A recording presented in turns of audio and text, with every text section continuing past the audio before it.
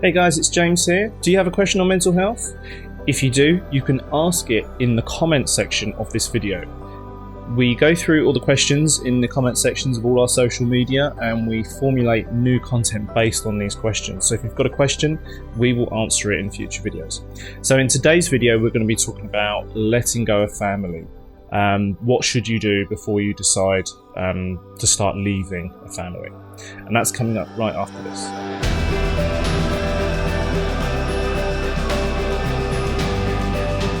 Okay, Richard, so I don't know if this is a common thing, but I have a friend and he says he's considering, well, he's actually already started distancing himself from his family. And his reasons are that he suspects very strongly that there's emotional abuse that goes on in his family. There's a lot of personality disorders. It was basically a very dysfunctional family when he was growing up.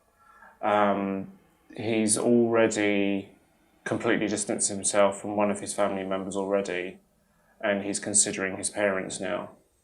So what are your thoughts on that? What sort of things would you... And maybe whether this person would want to come and see a therapist. And see, my first question, the thing I'd wonder about is what's actually going on in his life right now that's difficult. Because you mentioned that he's told you about his past, you know, what he's observed, the behaviour in his family members that he's observed. But what's he going through now? I mean, I can only speculate, but he might well feel any of a number of feelings. He might feel very angry. He might feel despairing. He might feel very sad. Now, that one difficulty is that he might not feel any of those things, but they exist there inside him. Now, one of the things about when we get into difficulties in our life, suppose someone is getting into some difficulties at work with work colleagues, or it could be getting into difficulties in his relationship with his partner, or difficulty getting a partner at all. You know, that's how something's coming out or manifesting or being expressed that's deeper, that's going on inside him.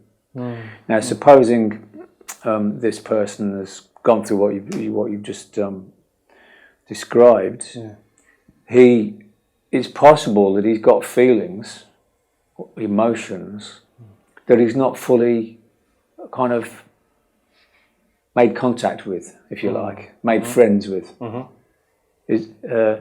mean, very, very typically, some people are more drawn to express one feeling than another. So I could meet someone, for example, who very readily feels angry. Someone's very angry and irritable and blaming people, and they might feel a lot of difficulty in getting in touch with sadness, because in the story you told, inevitably there will be sadness in there, and there's a grieving that needs to be done. Oh yeah, that's interesting you say grieving, because you know I always think of grieving when it's a pet that's died or family members, friends, work colleague. I don't associate it with grieving of a relationship that's ending. Well, grieving is not just people who've died, as you say. And also that there are two kind of ways that this person might be needing to grieve. Here's the first thing. You told me that this person's thinking of distancing himself from family members. So he's facing what he sees as the loss of any contact that was. But the second thing is the loss of what that person wanted many years ago. So all of us, when we're 2 years old, 4 years old, 8 years old, you know, whatever age, before we become adults, we have very strong needs and wishes that we direct towards the people around us, typically our parents. Obviously, in some cases, it's not parents. It's if someone lives with a grandparents or lives with foster parents. But anyway, we all have primary, what jargon word, primary caregivers, usually our parents. And if you use the word dysfunctional, so if things kind of weren't quite right at home, then something was lost, not just now or next week when this person's 50 years old or 20 years old or whatever, but back then something was lost. And when loss is experienced early on, it can be very deep, and when things are very deep, they can be very buried and not seen because they're so awful. You know, people, for example, we think about people who have been sexually abused or physically abused in childhood. That's a very difficult thing to deal with if you're young. It's the kind of thing you'd want to forget. You know, I don't want to think about that. And so people, they don't choose to do this. They kind of some people automatically bury it all. And then, of course, when these things can surface sometimes. They can surface in a dream or nightmares, flashbacks.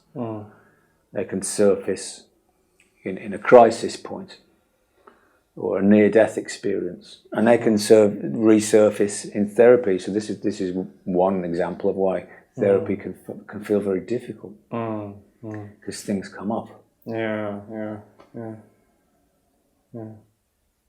Hi, so I hope you enjoyed that video and you got something from it. If you didn't, leave a dislike or maybe even just like the video. But more importantly, if you've got a question on mental health, maybe it's not related to what you were just watching, maybe there's something else that's been burning inside you for a long time that you just need answers on, but you can't go to therapy for whatever reason, then leave your question in the comment section below and we will try our best to answer your question, whether it's in written form in the comments, or maybe it's a short video on Instagram or a longer video on YouTube. Whatever it is you want to do, whatever it is you want to ask us, leave a comment below and we will try our best to answer your questions in future videos.